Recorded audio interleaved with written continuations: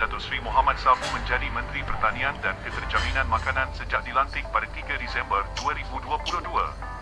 Ini antara pencapaian dan inisiatif yang dilaksanakan. Selesai masalah bekalan telur ayam yang hilang di pasaran dan berlanjutan hampir setahun semasa pentadbiran Ismail Sabri. Beliau berjaya selesaikan dalam tempoh 2 bulan melalui intervensi jangka pendek iaitu import dari luar.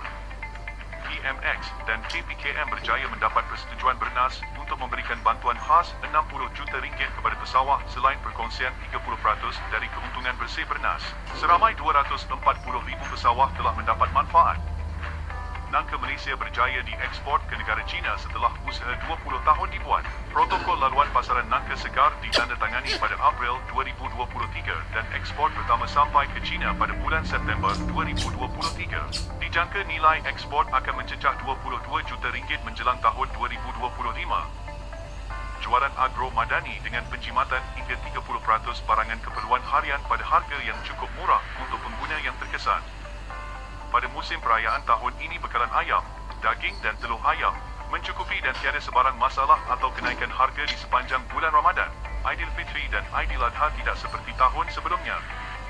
Peningkatan mendadak permintaan beras putih tempatan akibat kenaikan harga beras dunia. Untuk mengatasinya maka Ops Jamin dijalankan dan intervensi lain melibatkan antaranya edaran melalui Farmer. Pemberian subsidi RM950 per tan untuk beras import Sabah, Sarawak dan Labuan. Kontrak kerajaan diarahkan menggunakan beras import supaya beras tempatan dapat disalurkan kepada pengguna dan penguatkuasaan Ops beras tempatan dilaksanakan. Kerajaan berusaha meningkatkan produktiviti padi dengan model Sekinchan. Hasil padi per hektar meningkat di 2 lokasi percubaan dari 7 ke 10.45 tan metrik di Kampung Lat 1000 Perlis dan dari 4 ke 7 tan metrik di Besut Terengganu. Penuaian padi projek mini Sekinchan di Kampung Lat 1000 Perlis merupakan hasil tertinggi di kawasan Mada sejak 30 tahun iaitu hasil perata 10.45 metrik tan per hektar untuk tingkatkan pengeluaran padi. Usaha penanaman padi 5 musim 2 tahun berbanding kini 2 musim setahun dimulakan dengan pelaburan RM3 bilion diluluskan untuk pembinaan infrastruktur pengairan tersier. Subsidi harga padi untuk pesawah naik dari RM360 kepada RM500 per tan untuk tingkatkan pendapatan pesawah. Ini meringankan beban kos penanaman dan sara hidup pesawah. Inisiatif ini penting untuk menaikkan semangat pesawah dan menarik minat pesawah muda sekaligus memastikan keterjaminan makanan.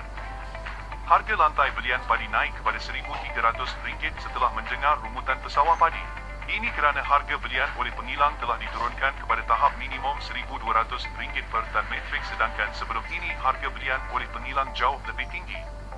Sabah dan Sarawak akan dijadikan negeri jelapang padi untuk tingkatkan pengeluaran padi yang kini menyumbang 4% sahaja. 55,000 hektar tanah telah dikenal pasti.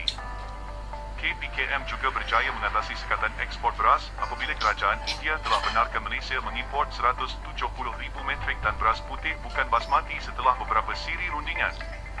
Kerjasama antara negara untuk sekuriti makanan, siri lawatan ke Indonesia, China, Rusia, Turkmenistan, Itali dan Hungary untuk teroka kerjasama untuk pastikan sekuriti makanan negara terjamin dan di tahap terbaik. Tidak semua inisiatif pertanian dapat dihasilkan dalam negara dengan kos yang lebih efisien.